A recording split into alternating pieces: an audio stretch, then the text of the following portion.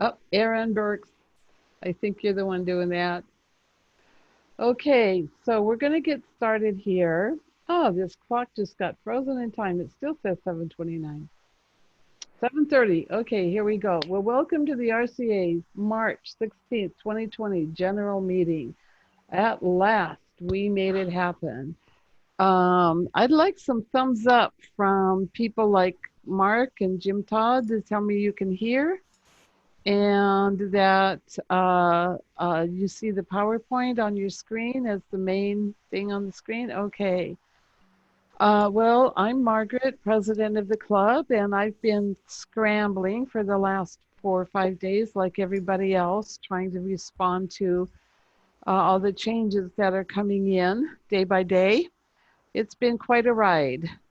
So we're really glad to see all of you. I see that there are 102 participants. That's just terrific. So thank you all for coming. Changes are coming fast and they are going to continue to come. So the first thing I'm going to ask is that our members continue to check the forum and our website's homepage for the latest information. On the homepage, we have a yellow banner across the top, and that's our most recent, most important, gotta look at this information. So kind of make a habit of going to our website and checking for the yellow banner. If you don't go to the forum yet, it might be a really good time to start checking the forum. And of course, we send out emails to the whole club. But the way that it works, a lot of our emails might go into your spam folder or your promotions folder. So you'll have to get in the habit of checking that for your email. We're doing our best to keep our online calendar current also, that as these cancellations and changes come in, we're going to do our best to keep our online calendar up to date. So number one, kind of keep yourself up to date here. What's happening right now is the astro imaging class is continuing. It's meeting by teleconferencing and it's been going very well. I hear from the teaching team of the astro imaging class that Saturday's class, the first one, went extremely well. And because Clackamas Community College is closed, they will just continue to do the whole class that way via teleconferencing. All of the outreach events are canceled for at least 8 weeks.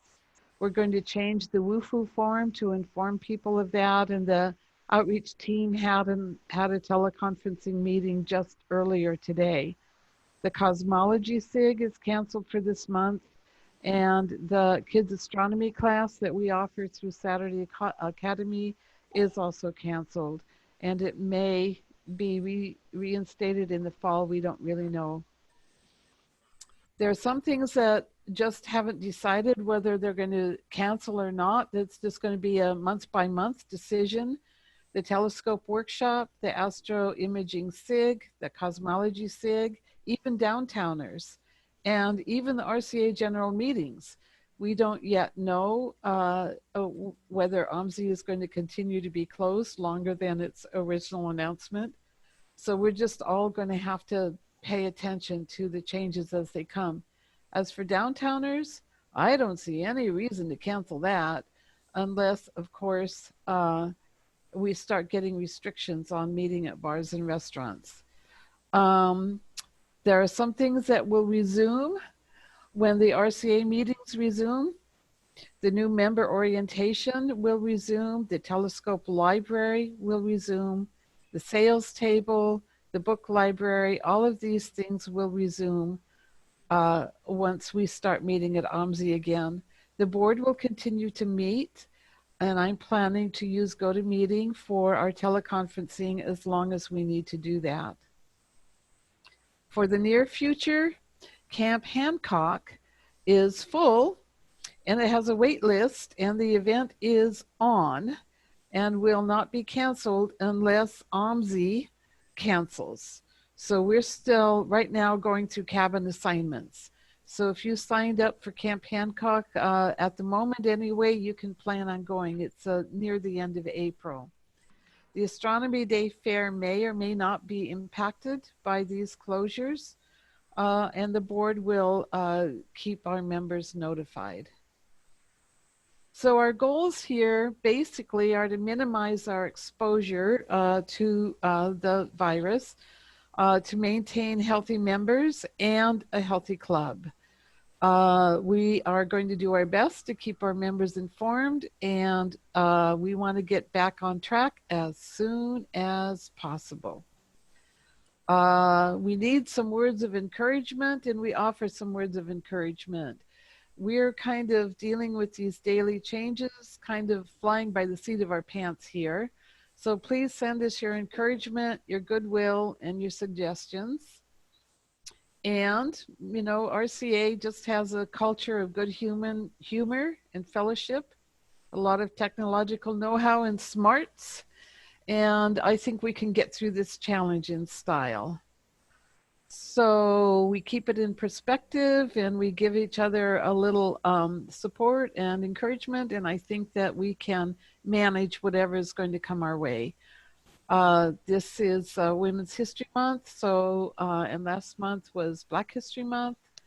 And Katherine Johnson, the beloved mathematician for the space program, who overcame a lot of obstacles regarding gender and race, I think is an inspiration.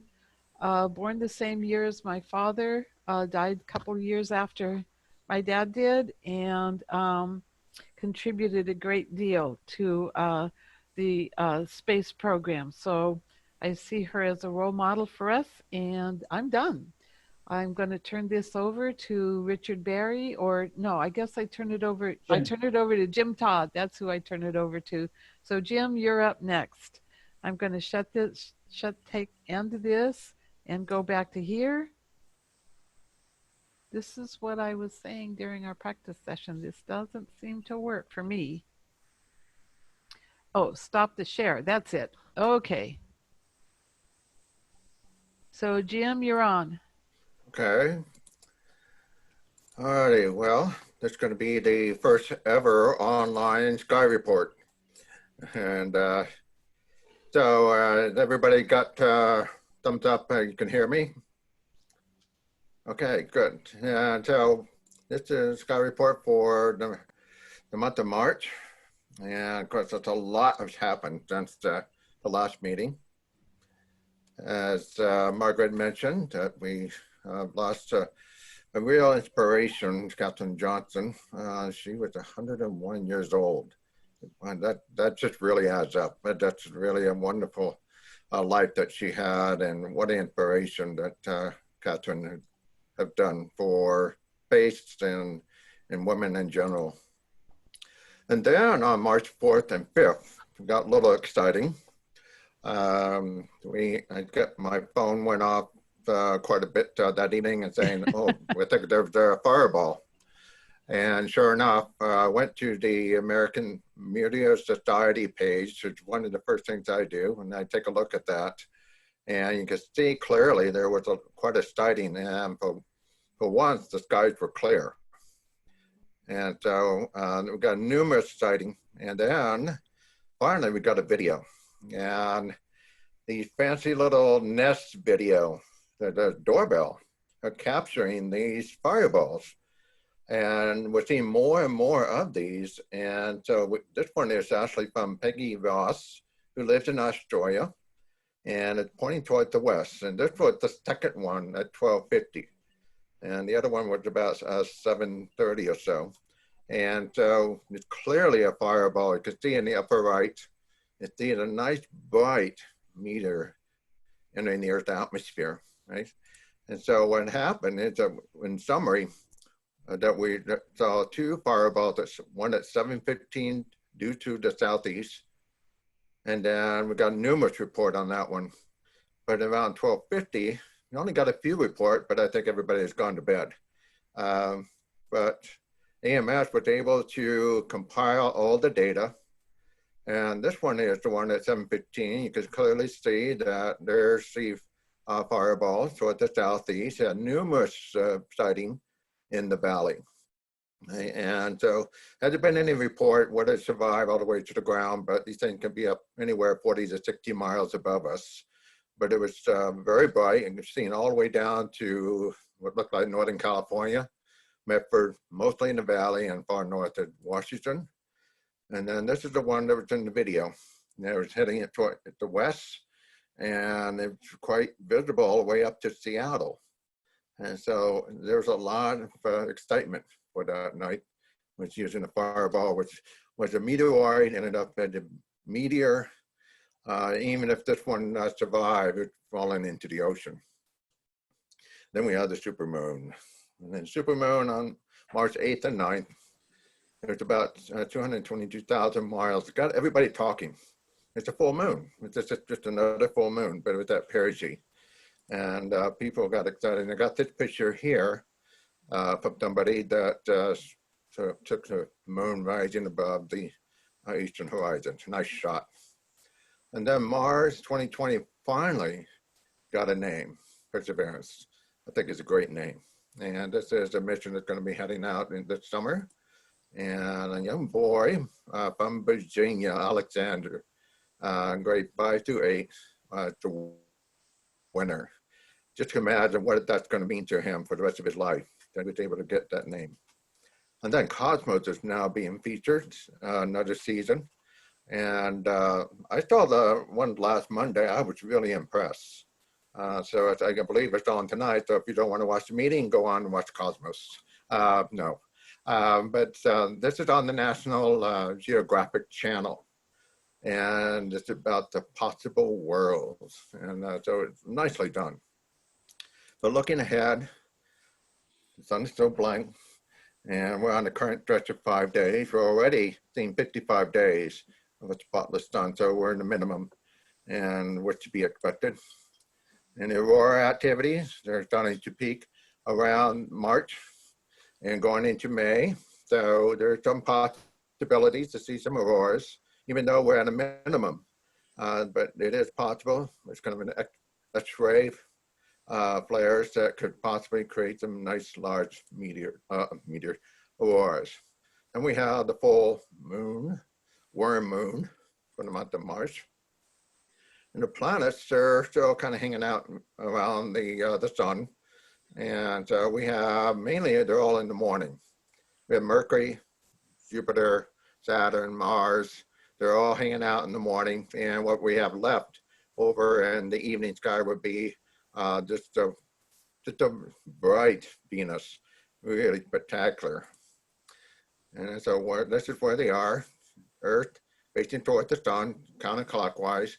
This is noon, this is midnight, and then towards the left, you see Venus. And you can see that it just comes out to the longest elongation.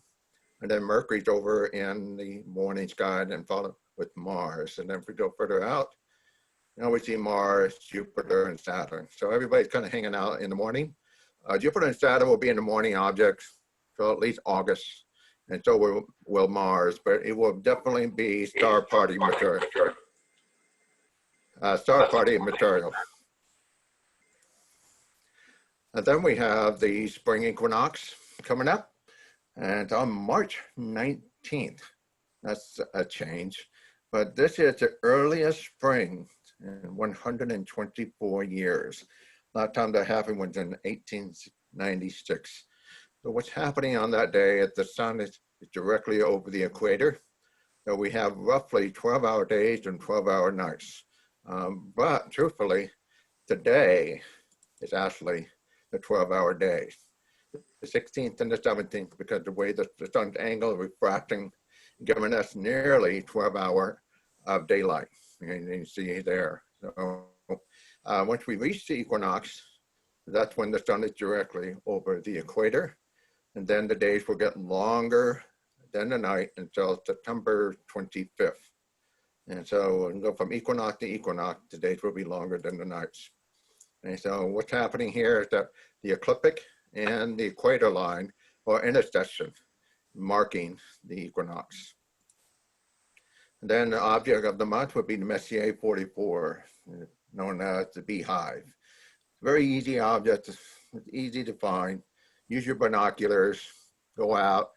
It's nearly overhead when you get later into the evening. You see lots of bright stars come up to 1,000. And then it's easy to locate. Can use Castor and Pollux, kind of a guide to help define the beehive and their procyon. And then it's the fact that we have that it's about a 3.7 magnitude. So that means it's fairly easy to see and it's fun to look at, especially if you're just starting out and looking at the nighttime sky. This is a good way to do it. And the space days are going to be spotty. It's visible now through the 21st. Then we get a large gap. Then we're seeing in April through the 21st, then we get more large gap, which is pretty typical when we get into the spring. We start getting these gaps. So you could look at the USS space station on space station on site. Now here's some of the astrophotography opportunities that we encourage people to do, to go out with your camera. You can use these pictures for 2021. We got the March 9th full moon. Somebody that took a picture of the full moon with the hood. And then we have the zodiacal sign light. And we have the new moon, where we have a moonless sky. And then Venus will be at its greatest elongation on the 24th. Full moon again, super moon, and the largest moon of the year. Okay? And then we have the Lyra. So lots of opportunities there. And then we have the full moon on April 7th. And then we have the Messier Marathon. And it's coming up on the end of this month. I was around the new moon. So there's two opportunities for getting out and get your 110 object. This is a great time to try to finish up your catalog.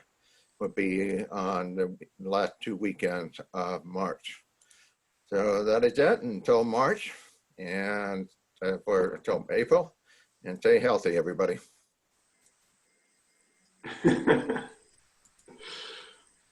Thanks a lot, Jim.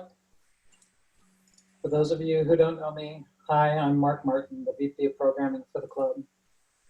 Tonight's speaker is prolific author, astronomical jack of all trades, and longtime member Richard Berry.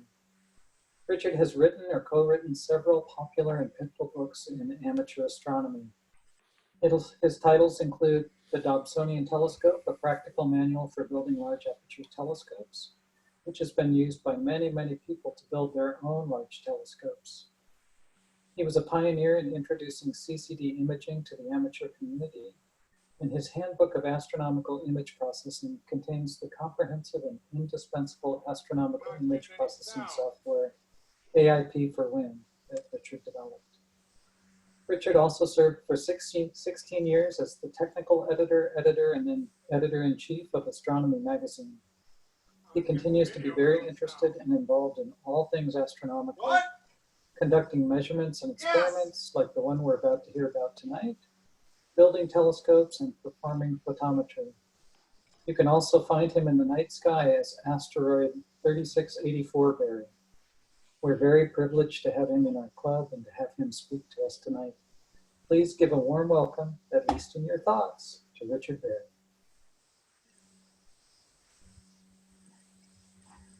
Hello. This is, let's see, I have to share my screen. Somebody's got a mic on who's not supposed to have a mic on.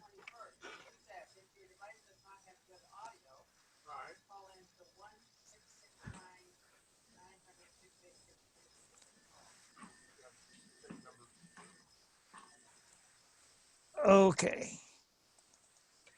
Yay. Okay, we got layers and layers of technology as we try to do this.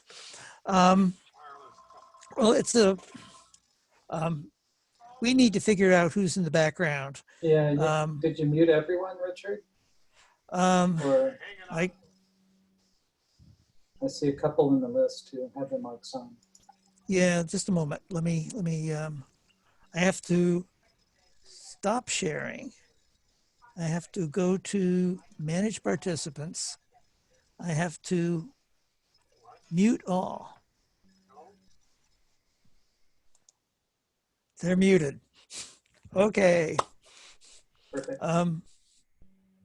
Now I have to go back into sharing the screen. Share. All right. When you do this, if you ever give a talk this way, you will find yourself with many tasks to do as you're talking. And it's a little strange to be talking like this because when you give a talk, normally you feel the audience, you have feedback, which I'm just talking to my own screen, which feels a little bit strange. But what I wanted to talk about tonight is looking back to 1919, when astronomers figured out that Einstein was, in fact, Einstein's theory of relativity, in fact, what governed the universe. And we'll take the story back to June 2017, when a small group of people, I'm there in the middle, and we had 2 students and a professor from one of the local community colleges, and we set up a telescope. I happen to live on the center line of the eclipse, so my house, my farm, if you will, was a natural place to set up the experiment. It's there. It's a small telescope. We have a small building that rolls off and a computer, and all of this equipment sat out there in the sun and the rain for a whole year. So here we are, August 2017, the eclipse happened.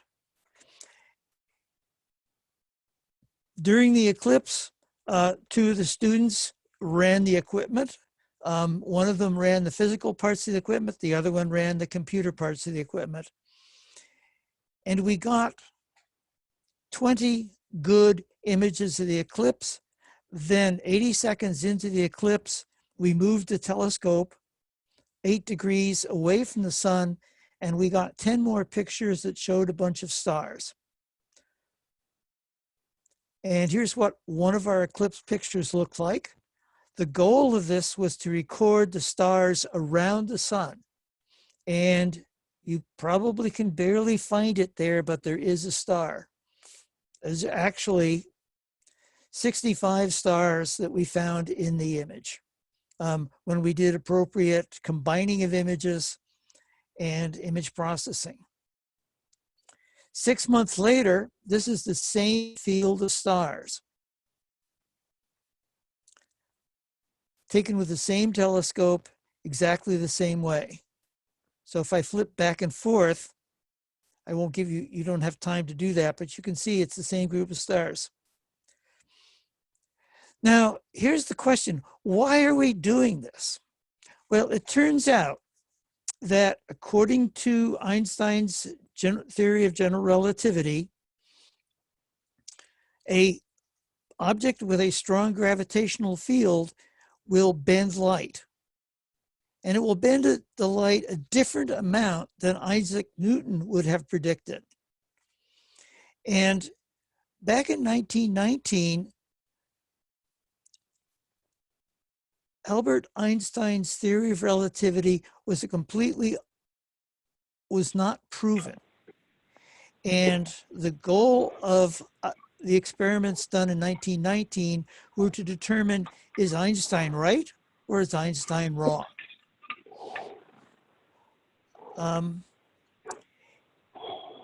In 2017, we decided with modern equipment to try to repeat that experiment.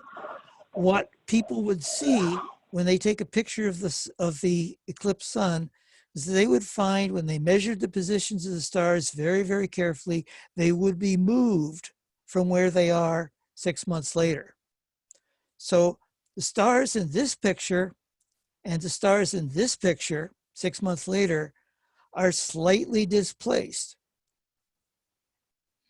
Now, I blew it up 16 times, and now you can see the individual pixels in the screen, and the amount of bending right at the extreme edge of the sun's disk is 1.75 arc seconds, which is really small.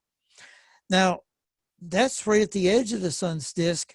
As you get further out, that amount is smaller. And you can see when you look at this, what we're trying to do is to measure the position of the center of this star accurate to a tiny fraction of a pixel. This is not easy to do. Our best result is shown in this graph, where the value we got was 1.68 arc seconds reference to the edge of the moon. And these are the stars and where we measured them. Now you look at that scatter of data and you say, no, those do not represent that line. Well, that's the beauty of mathematics. By solving where the hyperbola, the best fitting hyperbola for this line would be in this region only, because if you got too close to the sun, you couldn't see the stars. You extrapolate all the way up to the limit of the sun. Now, we had problems in doing this, and we got, because of the nature of the experiment, we got 9 different results depending on how we did the math. And you can see that they vary a lot from 1.75. If we do a careful weighted mean, the result is 1.67 plus or minus 0.8. That's terrible, really. On the other hand, it's not too far off if you take the center mean. So at any rate, I did this experiment and I became very, very curious. What did they do back in 1919? And that's what the bulk of my talk is going to be about. So let's go back to September 26, 1905. And this young fellow, Albert Einstein, has just published in Annals of Physics a number of theories, one of which is special relativity. And he wants to prove that he's right, or he wants to test that he's right. Now, the way astronomers normally find it, what you'll find in the astronomy textbook, is in 1905, Einstein predicts this bending of light. The amount of bending was called gamma, is 0.87 arc seconds. In 1915, Einstein discovers, oops, a problem in the math. It's really 1.75. Then the World War I ends. Eddington, Sir Arthur Eddington, goes out, photographs the eclipse, finds that the deviation is 1.75 arc seconds, actually a little bit off. Einstein is right. Everything's perfect. All this thing, physics marches on. It's proven.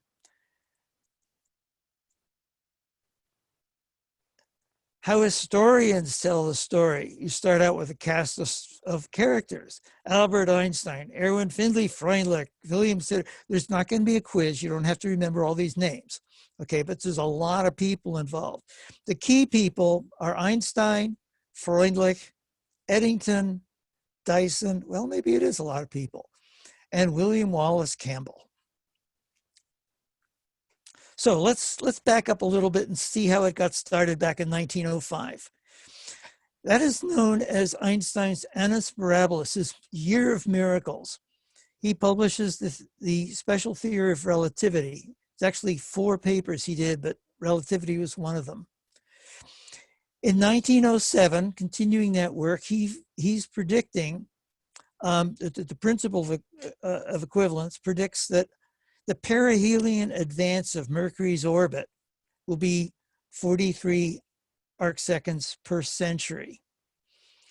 Now this is, and so in theory, you could measure that quantity, that orbit, but the problem is this is a retrodiction. They already knew that this was happening, and so if Einstein predicts it, that's not legit. He could have just fudged his numbers to get that. That's not a good proof. Gravitational bending around massive objects. They realized, yeah, if there's a solar eclipse, the sun is a massive object, it will bend the light of the stars coming around it. Great. However, there's a problem. The sun is kind of bright compared to the stars around it. And therefore, if you wait for an eclipse and take pictures, you can take pictures of the stars and then take pictures of the stars at a time when the sun is not there.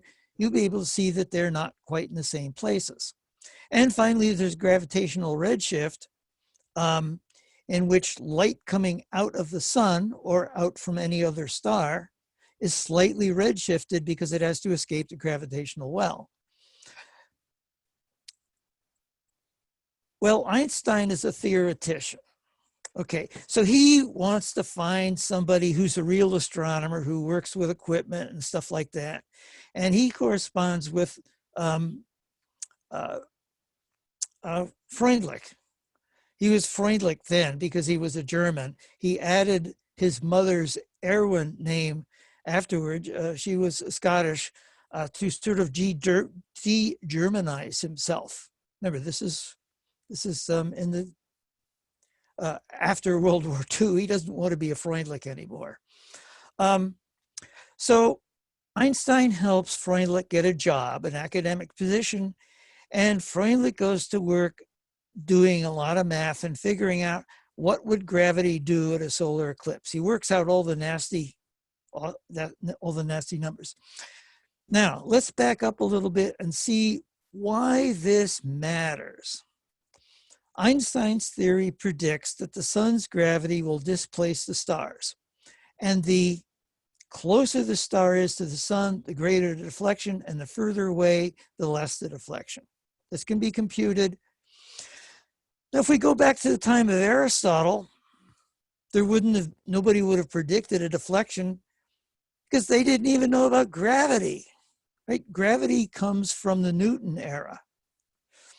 So here is a star, here is the sun. We look from the Earth to there, and the sun doesn't do a darn thing to the path of the light. No problem. Along comes Newton, and now we have Cartesian space. Everything is nice and straight. It's Euclidean space. Newton says, we got gravity, and starlight, if it's affected by gravity, from a star here will come and it will follow a curving path and reach us. We will look back along that path and we will see the star in a different place than it really is.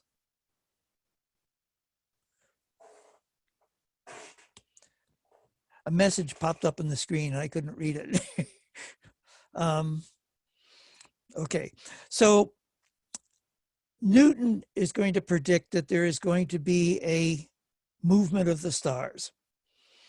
Now Newton never actually did this, but his math, his theories would have predicted this, and the amount was 0.87 arc seconds.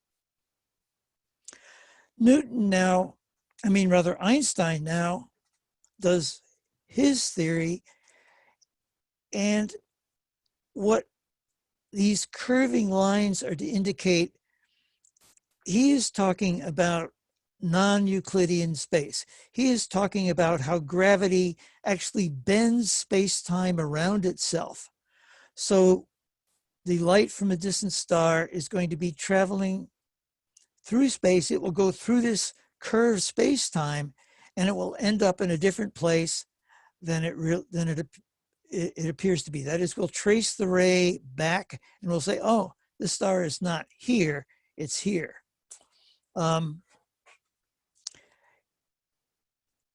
So what matters here is that we are not talking about where a star happens to be. We're actually talking about the whole way the universe is put together. This is this Euclidean space-time versus curved space-time, relativistic space-time.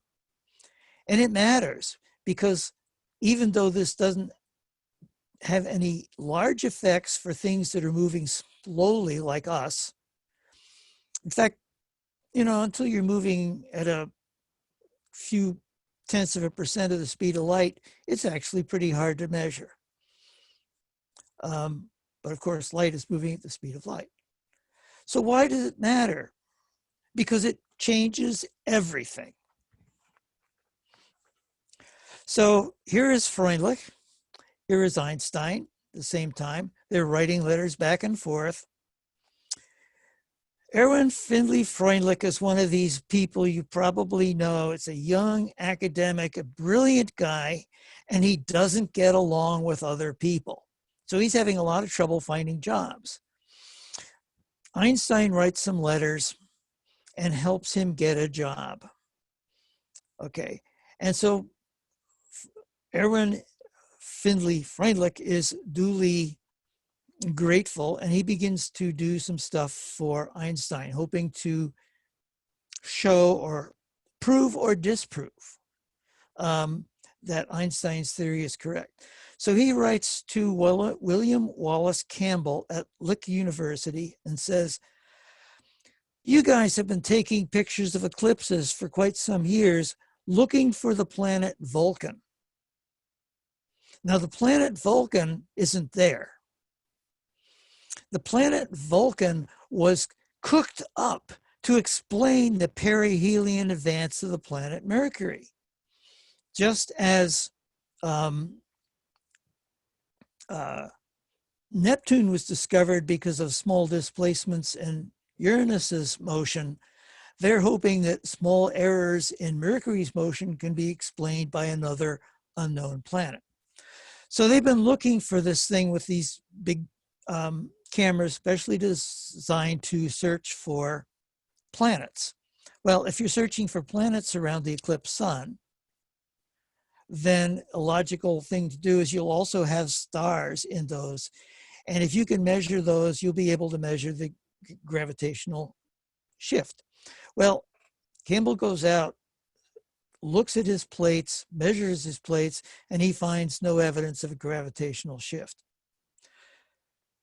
But those plates were not, and here, this in this letter, my dear colleague, right, this is Freundlich writing to Campbell, here's what you're going to be looking for.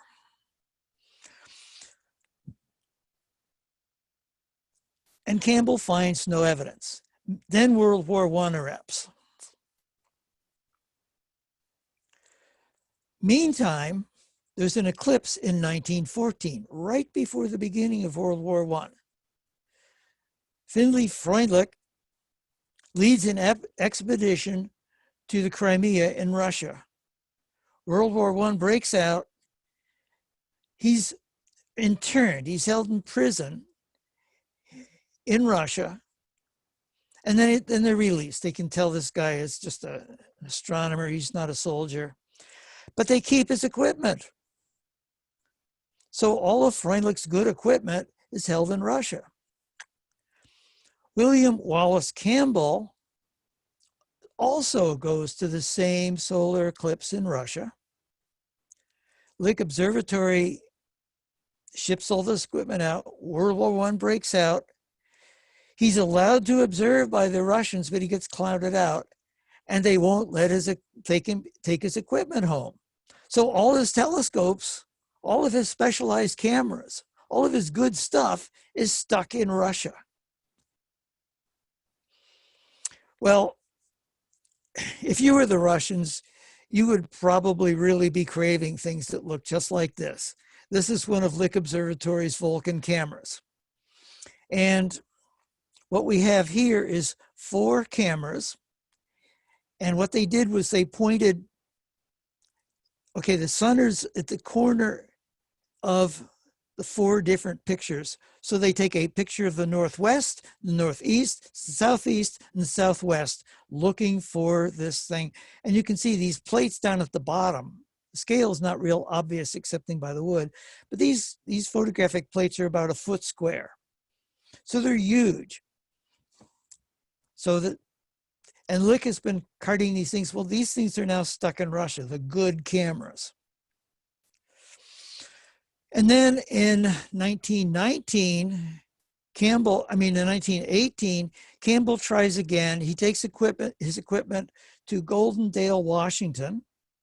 We know where that is. A lot of people in our generation, or a little bit earlier from our generation, observed the solar eclipse from Goldendale.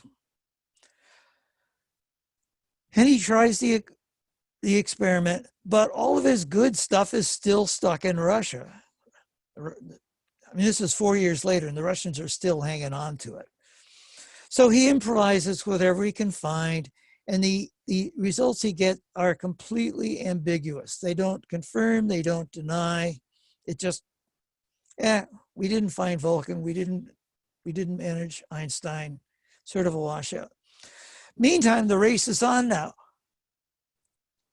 Campbell's tried several times. Findlay has failed. Who's gonna get the prize? Who's gonna win?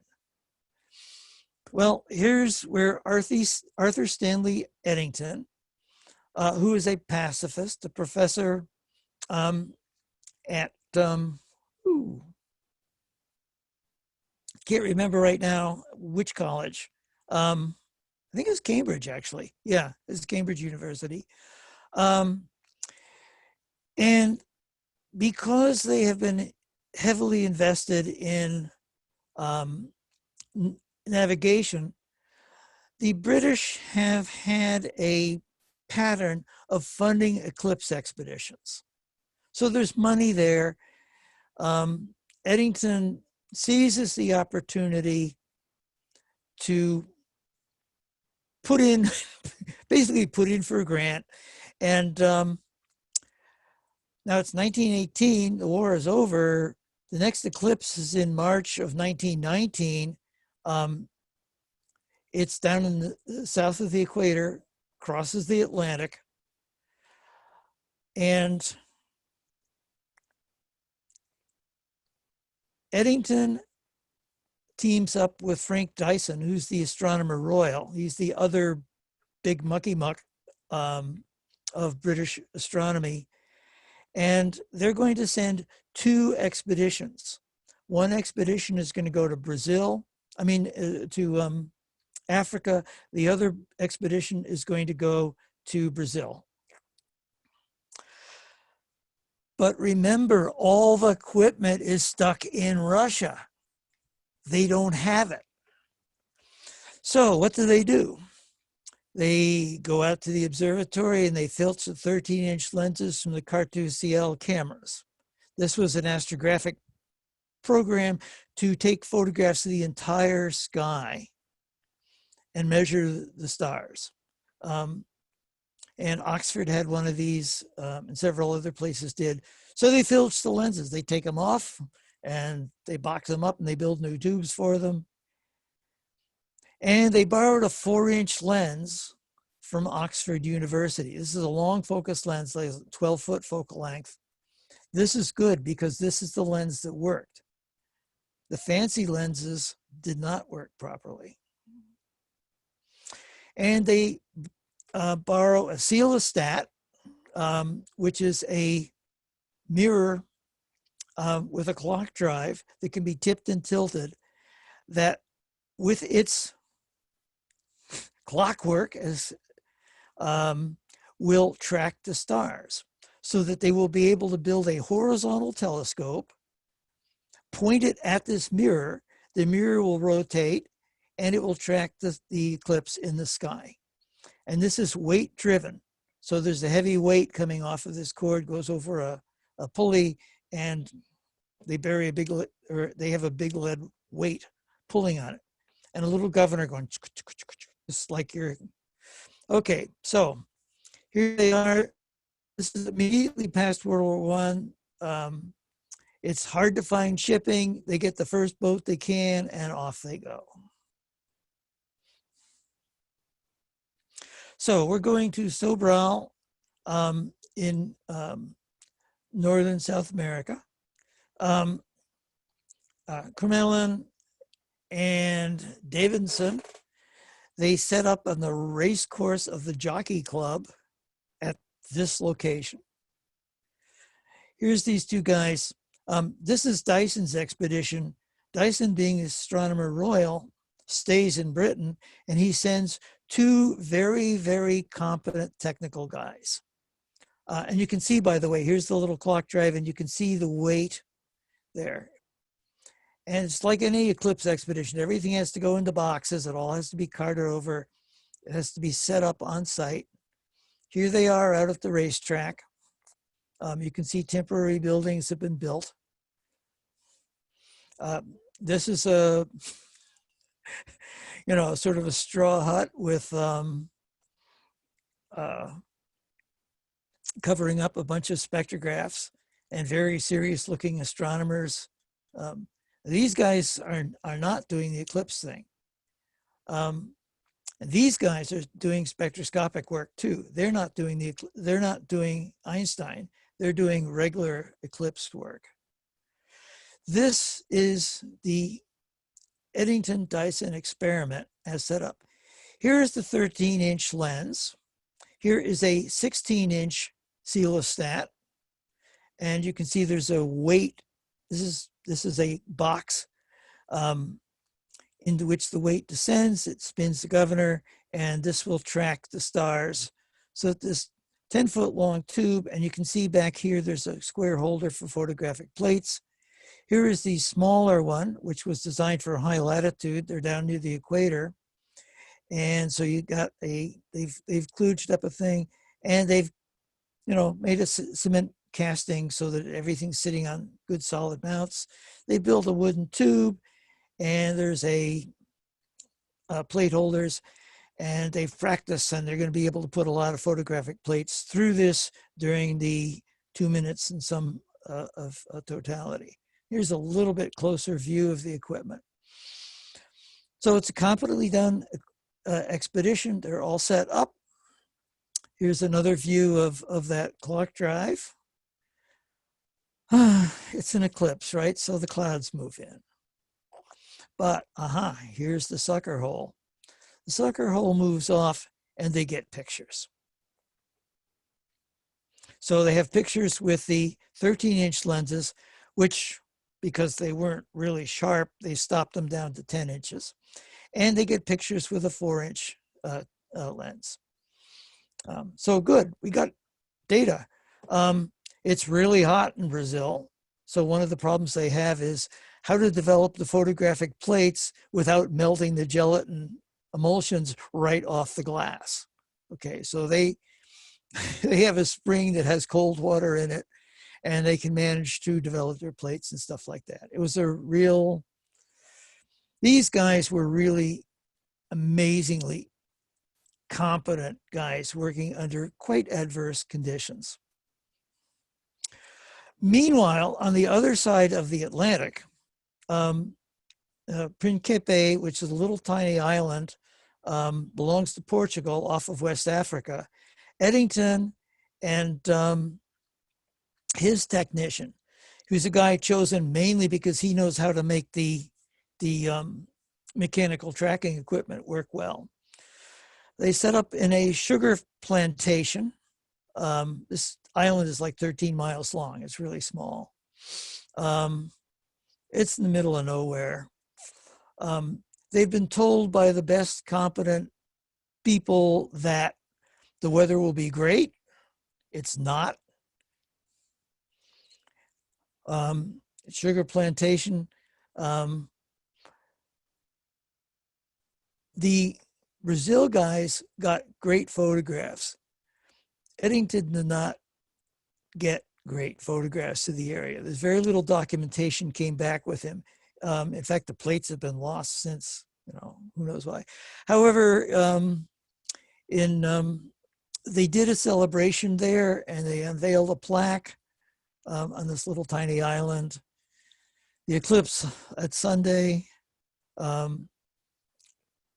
And you can see there's the diagram showing the bent sunlight. And of the plates they took, only 2 of them came out because they had partial clouds.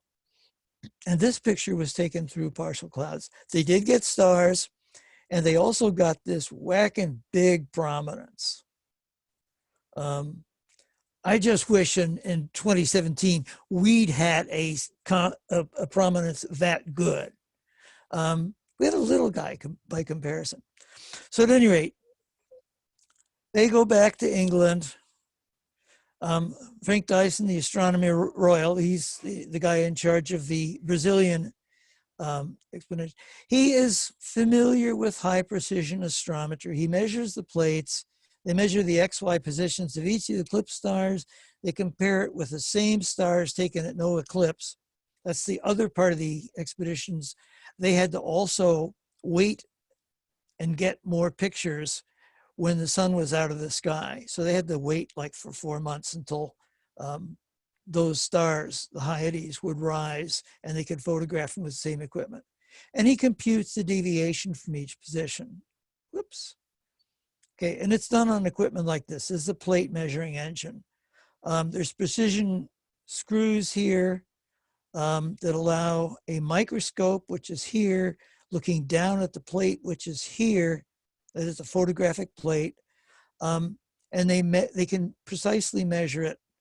So they're looking through a microscope at fuzzy star images and saying, well, where is the exact center of that star image?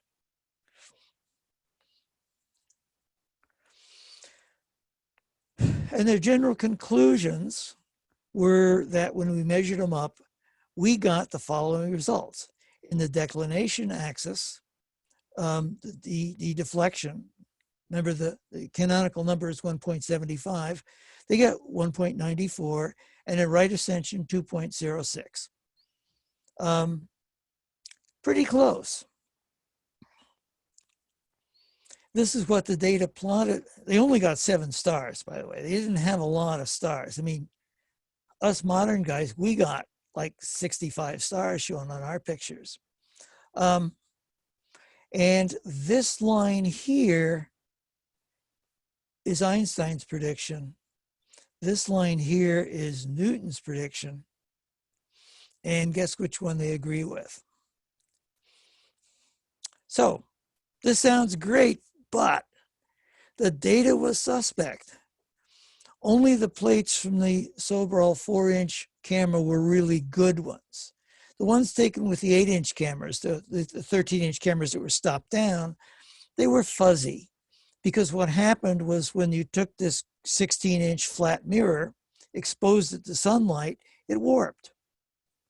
And so the pictures went out of focus.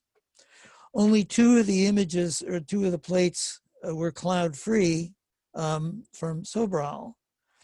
So they threw away all the results they were getting from the 8-inch cameras, which didn't really support the Einstein thing. And they said, well, we're going to just use the 4-inch ones. And a lot of astronomers said, foul, foul. Plus, it was known that Eddington was known as a supporter of Einstein. They were both pacifists. And here's the British pacifist and the German pacifist. It just sounded a little weird. The other thing is a lot of the astronomers at that time, they were kind of nuts and bolts kind of people who measured the same thing over and over and over again. They didn't understand general relativity, which is pretty sophisticated math. It's also Europe at a time in which anti-Semitism was quite common, and Einstein was a Jew. So there was that kind of opposition. And then even back then, they had scientific trolls. There were people who just plain weren't going to take it. So even though the newspaper headlines in the New York Times said, heaven's all askew, Einstein is right, the bulk of the professional astronomers were sitting there kind of saying, well, maybe. So, case is proven, but not really proven. Okay, Einstein is probably right, but we're going to just hold back. We'd like to see it done again. Well, Campbell, William Wallace Campbell, the guy at Lick, says, well, we're going to do this. There's an eclipse coming up in Wallal, Australia in 1922. And Lick had been doing really good eclipse expeditions. They knew how to run them. And Wallal was in the middle of nowhere. So this is how they got to their site. They landed all the equipment on a beach, loaded into horse and donkey carts, hauled it overland. It looks like the Oregon Star Party. There's lots of damn bushes too. And they set up equipment. There's like 60 donkeys there. This is incredible. And they're moving in a lot of, I mean, this is the expedition picture. They took their wives, they took their kids, they took gigantic cameras, they set up buildings. It's in the middle of nowhere, all donkey power. Like I said, they knew how to run a good expedition. Here is one of the big cameras that was being used. There's no real scale here, but you could sort of guess that a person would stand about that high.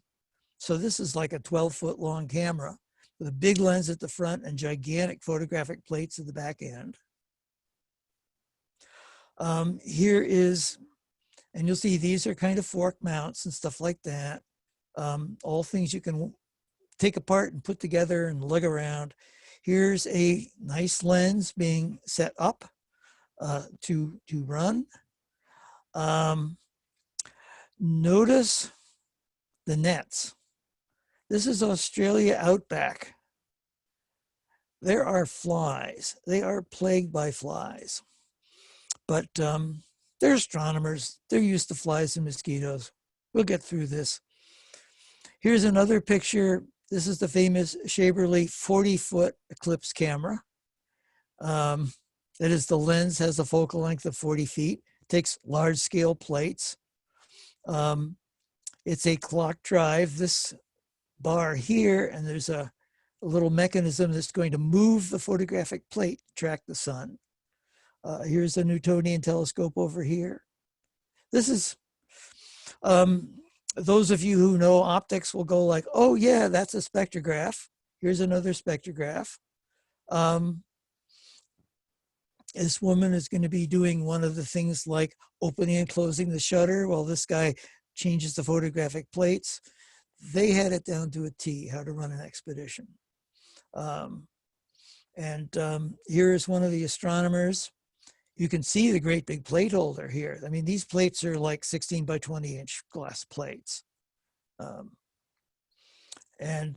Afterwards, there's some pictures taken. Yes, they got good results. I'm going to try to run this video, which was taken at the time. It doesn't always play well, so we'll see what happens. Whoops, come back. There we go. As the crucial hour came round, excitement ran high, and few can realize the tension of those short seconds. And here they are. 1922 in Wallal, Australia. Big Newtonian telescope. He puts the cap on the thing. Oh, fiddling around. More of these big flat mirrors that can be moved. Large, over here, the large objective of a horizontal camera. These are guys sort of showing off for the photographer. Another pair of wide angle cameras. Notice he's looking in, it's probably a guide eyepiece that he's checking. 10 minutes before the sun began. Oh, you can really feel the tension building here.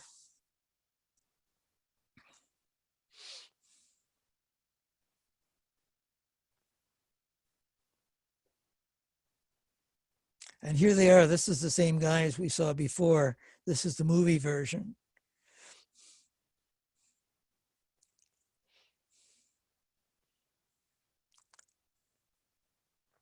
And here they are practicing loading and unloading photographic plates into the equipment. Just like the eclipse we had a couple of years ago, right? You're getting ready, everything's got to go right. There's probably a guy with a master clock, and he's going to be counting off the seconds.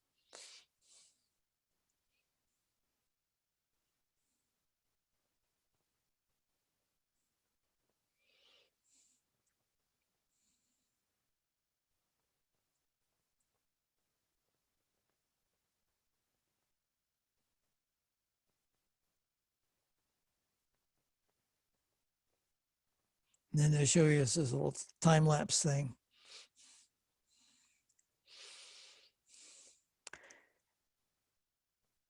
And that's the end of the movie, which is too bad. I would have liked to see more about. So at any rate, they measure their plates and they do what astronomers always do. They write a paper. Observations made with the 5-foot cameras on the light deflection in the sun's gravitational field, a total solar eclipse of September 21. This is a very readable paper. You can fish it up. Lake Observatory Bulletin number 397. Go online. You can fish up this paper with no problem and read it. It describes every little detail of what they did. So here's the result. First of all, they got a lot of stars. So this is the radial distance outward from the sun. This is the displacement from where the star ought to be. And this is the best fitting overall hyperbolic curve. And this is the sort of local sections. The data looks good to everybody who looks at it. So Einstein is vindicated. In 1922, not 1919, finally, well, of course, there's always people who don't believe, okay? No matter how good the data is, no matter how convincing it is, there's going to be, I don't know about that. But the bulk of the astronomical world believed that general relativity was the way the universe worked. And of course, ever since then, we have been continuing to look for checks on whether or not general relativity is correct. In terms of things being displaced by the sun's gravitational field, the precision experiments have now been done with radio telescopes, where you can measure extremely small spacings. And it turns out that within optical, we have to look in the near vicinity of the sun.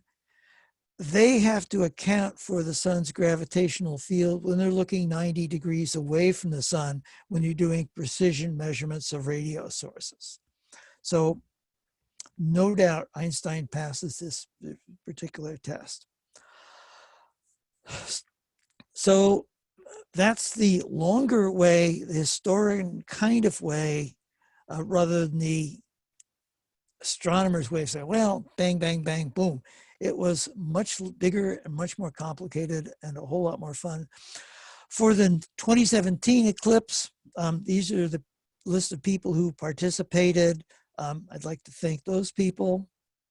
For the 1990 eclipse, these are the kind of sources I was able to find, especially the Brazilian Society of Physics, amazing website with hundreds and hundreds of pictures of all the experiments that were done. An interesting side note is that Eddington's notes and photographs have disappeared. Apparently he took them home, and who knows, after he died, somebody just threw them out. So historians of science are probably sort of sweating that one. And if you're interested in this further, I have a short bibliography attached. The 2 general books on Einstein. no shadow of a doubt is Kenneth Flick's book. It's a historical book that has more detail than you'd ever want to read, and it's a great read if you want to have fun. Gravity's Century by Ron Cohen is much more. He's they're both saying the same things, but in different kind of ways. In order to get a real full story, you want to read them both. And then Einstein's War, Matthew Stanley. That book was not out at the time I did the original talk, and neither was Proving Einstein Right. This is a historian at Brown University who has been asserting that it was William Wallace Campbell who actually did actually satisfied astronomers that Einstein was in fact correct. So that's my conclusion. I can now, if we can figure out the way to stop sharing, we can take some questions if there's any questions. I think we might want to do the questions via chat. That might Okay. be the most orderly way to go about it. Okay. Now on my screen, they're too small. I can't read them. Oh, okay. Can you take the questions and read them out so everybody can see them? Sure.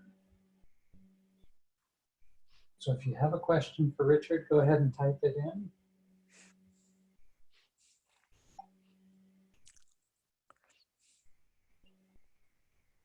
You're getting a few accolades. As we try to figure out this Zoom medium, How many telescopes did they have at the Australian site? Asks Mark Lowenthal. total, I don't know. I think there were 4 cameras were used in the Einstein measurements. The total number of them, I would go into the Lick archives and find out the grand total of telescopes. From the pictures, there were at least 6 or 8, as well as that 40-foot lens, which is pretty incredible. Jim Todd is wondering where the scopes are now.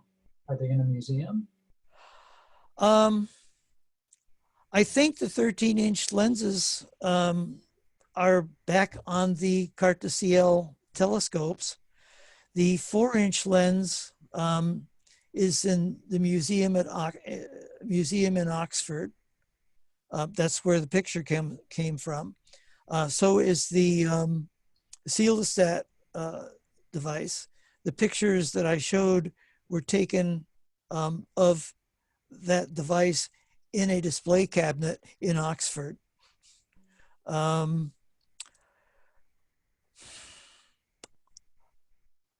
don't know where all the rest of it went, actually. It's 100 years ago. Equipment like this tends to kind of disappear. Nobody wants it 25 years later because it's obsolete. But some of the good stuff did get into museums and stuff. Maybe some got repurposed. So Bob Brown is also wondering whether they ever got the gear back from the Russians. Oh yeah. I'm not sure when they got it back, but it looks to me like the Wallal site, they're using some of the same cameras that they had in the 1914 eclipse.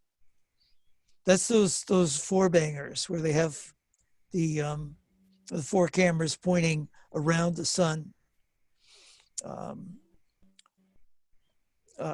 This time no longer searching for Vulcan, but they were probably doing a survey all around it. They did not use those for looking at the star positions.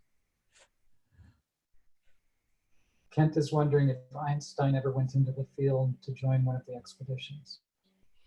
He was a theoretician. The answer is no. He sat at home and said, I know I'm right. But in private correspondence, he apparently said, I sure hope it turns out that I'm right. So the difference between the public Einstein saying, yes, I got it, and the private Einstein was a little bit different. Jim Todd made a comment.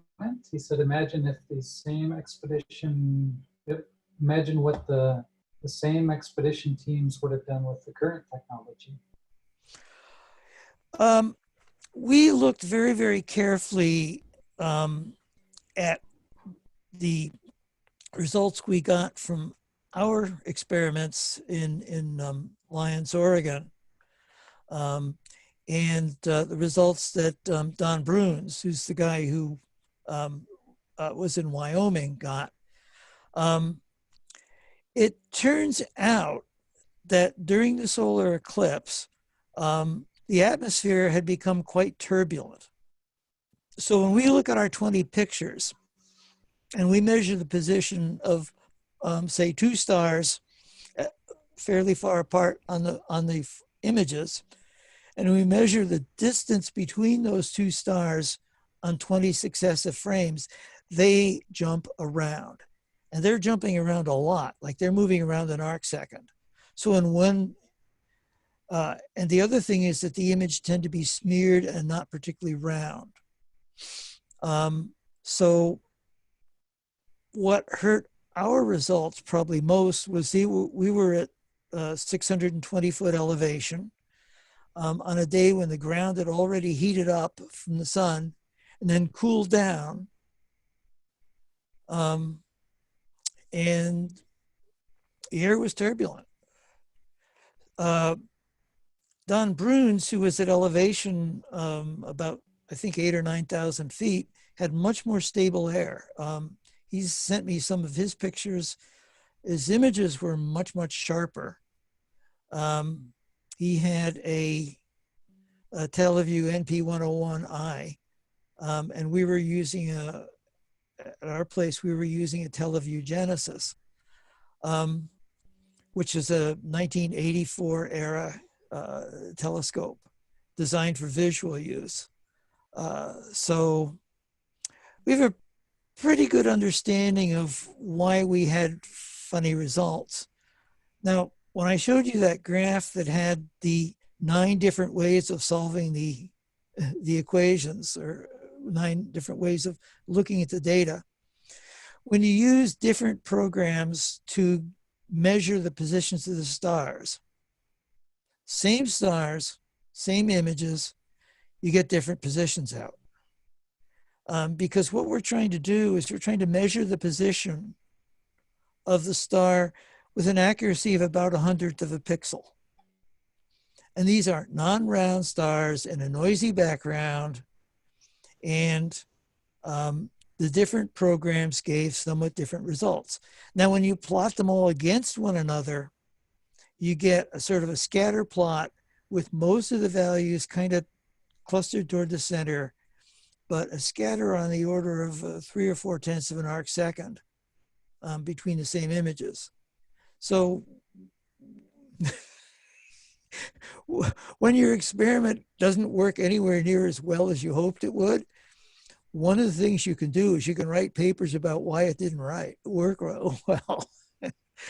But in the end, I mean, I don't feel too bad about saying our result was 1.68 plus and minus 0.8, because that's kind of a scientifically honest way of saying it's a crappy result, but it wasn't too bad.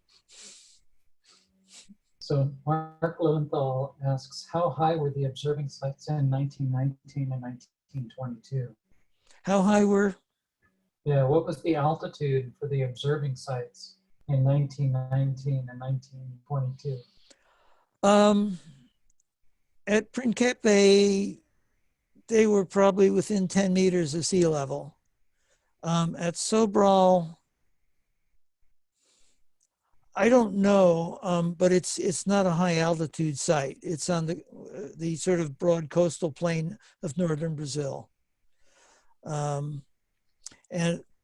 obviously the Wallal site in Australia was not far above sea level, because they landed on a beach and they took it all inland, something on the order of 20 kilometers to a level spot. So it didn't look to me like they went up a big hill. And nothing's very high in Australia anyway.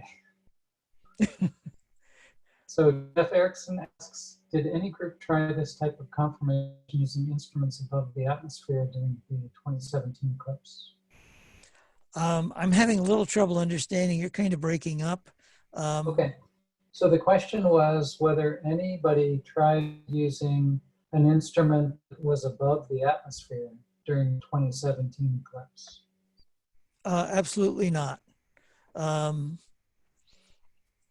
You have to think about the technology. Oh, you mean did you say 2017? In 2017, yeah. To measure the Einstein displacement, no. To take pictures, to take pretty pictures, yeah, there was balloon-borne experiments. There was that big NASA movie. And I know a number of small groups flew wide-angle cameras from balloons, and I know that a number of people took pictures through airplane windows. But to do this experiment, you would have had to have, precision pointing. Besides that, I mean, to be honest with you, to do this experiment in 2017, we know he's right. This is an exercise in historical chutzpah, proving we can still do an experiment like this. But the radio displacement measurements of radio sources around the sun are just, an order of magnitude better than the optical.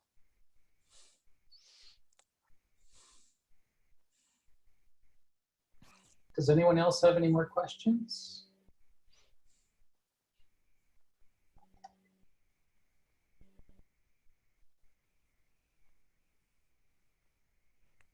All right. Well, it looks like we've. Oh, okay. All right. Yeah, So I there. think. Yeah. Go ahead, Marty. Well, I think we just need to say, we will do our best for next month, and just hang on, folks. And I trust Mark to come up with a good program for us, and we will just continue to do what we can, roll with the punches. I just learned during Richard Berry's talk that no, restaurants and bars are going to be closed, so I guess there's not going to be any downtowners. So that's just the way it's been happening. Would like to hear some feedback from people via email or the forum about how this went for them. And Mark, do you want to say goodbye? You want to talk about upcoming programs? Sure. So our speaker for April was actually participating in our event tonight. And she said mahalo. She said thank you, and I'm gonna connect directly with her. She's Sifan Kaheli, and she will be talking to us about pan-stars. And as Margaret indicated, we'll probably be doing it in the same way again next month. I hope everybody stays well, and we all hope for the best. Thanks for participating. Thank you, everybody. Have a good night. Good night. Good night. So Richard, lots of chat. Lots of gratitude coming through the chat. Yes. Oh, good. Margaret, are you going to save the chat? I just saved it. Okay. Now I need to figure out where to put it in my documents. Okay, and I am going to hit stop recording. Great. Do you want to stop cloud recording? Yes, I